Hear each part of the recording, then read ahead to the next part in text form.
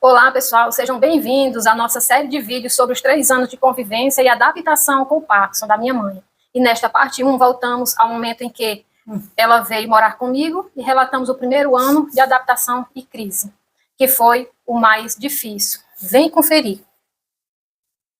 E dando continuidade, nessa primeira parte de adaptação, primeiro quem entrou foi o clínico geral, porque quando eu trouxe ela de lá para cá, eu trouxe ela no intuito de cuidar dos problemas de saúde, primeiro, que não era o foco, não era o Parkinson, sim, era outras partes da saúde dela, como a gente mencionou, né, pelos cuidados que ela estava tendo, aconteceu muitas coisas, e ela precisou de cuidados médicos, e ela não estava tendo essa assistência total.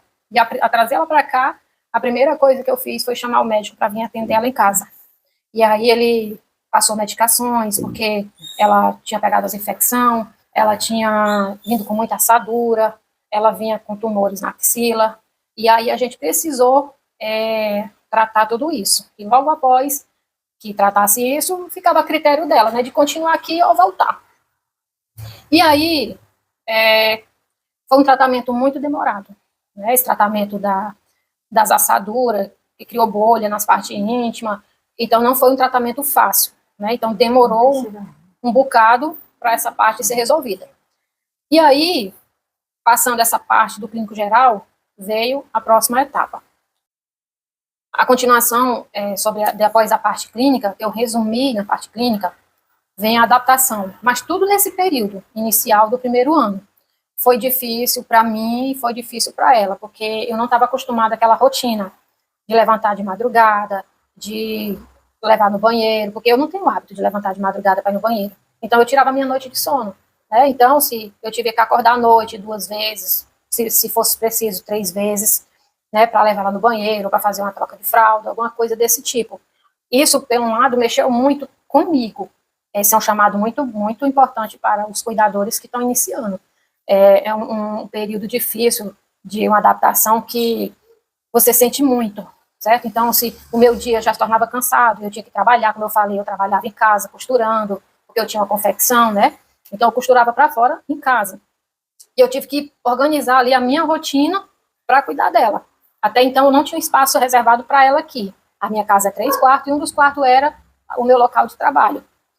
Mas com o passar do tempo, uns 3 meses por aí, eu vi que eu não tinha mais condição de trabalhar e cuidar dela, porque era muito corrido. E quem trabalha assim precisa entregar as coisas, né, a mercadoria. E aí eu fui diminuindo, até que chegou o ponto que eu parei de trabalhar fora, né, e fui me dedicar somente a cuidar dela. Foi o que eu fiz, foi cuidar dela. A partir da manhã tinha aquele processo todo com ela, almoço, cuidar, banhar, dar de comer, porque ela é dependente. Vocês olham ela assim, mas ela hoje, ela não, de quando ela já chegou aqui, ela já não fazia certas coisas sozinha. Ela veio para cá uma pessoa completamente dependente de outra. E a gente foi trabalhar isso.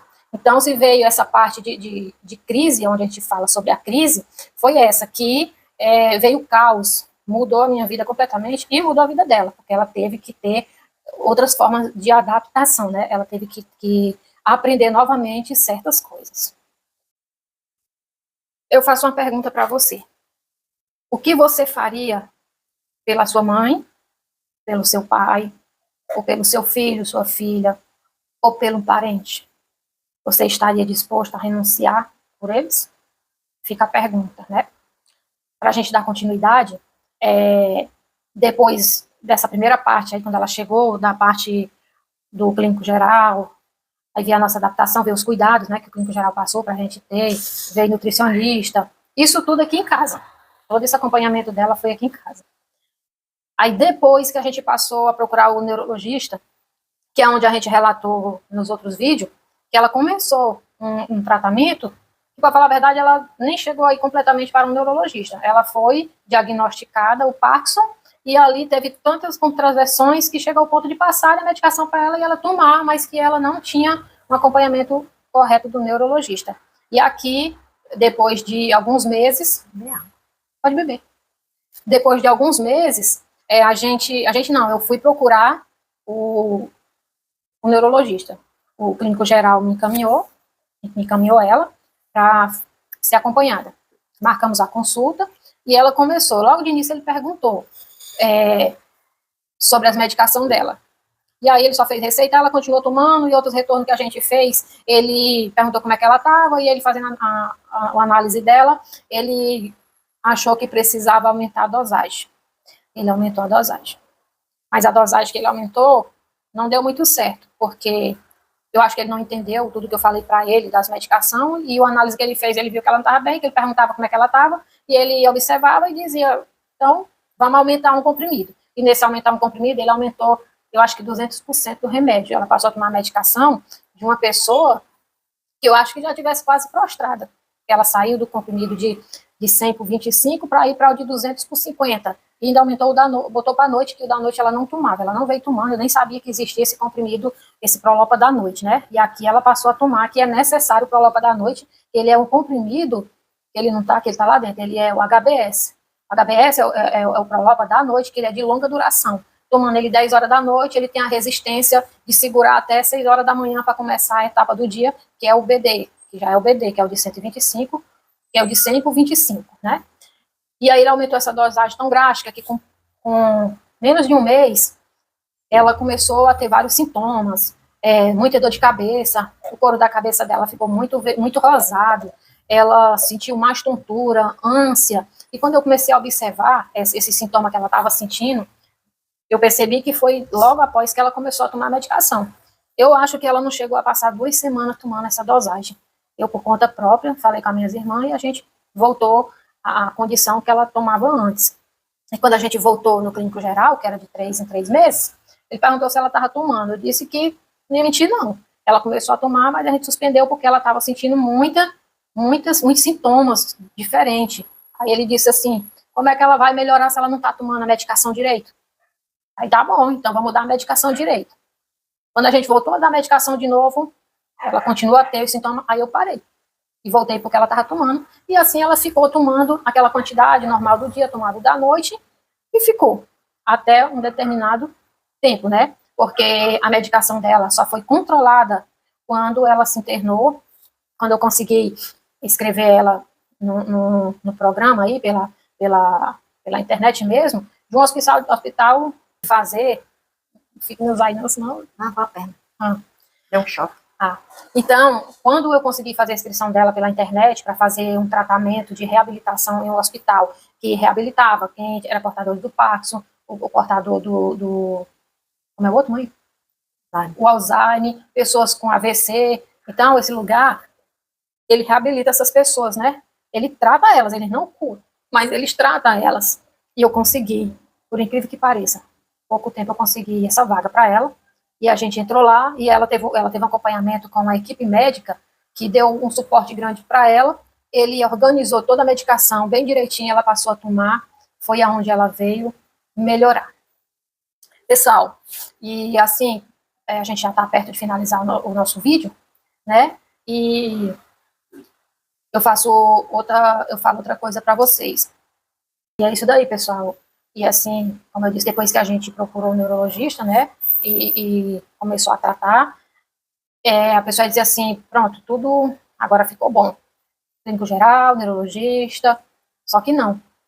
A pessoa pensa que melhorou, pelo lado teve uma piora, mas até chegar aqui, hoje mesmo dela tá aqui, não foi fácil, foi 3 anos, nós estamos relatando o primeiro ano de quando ela chegou aqui.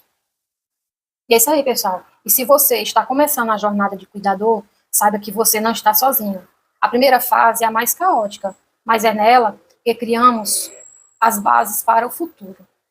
E é isso aí, pessoal. A gente já vai começando a ficar por aqui. Fique ligado. Não perca a parte 2, que será lançado em breve.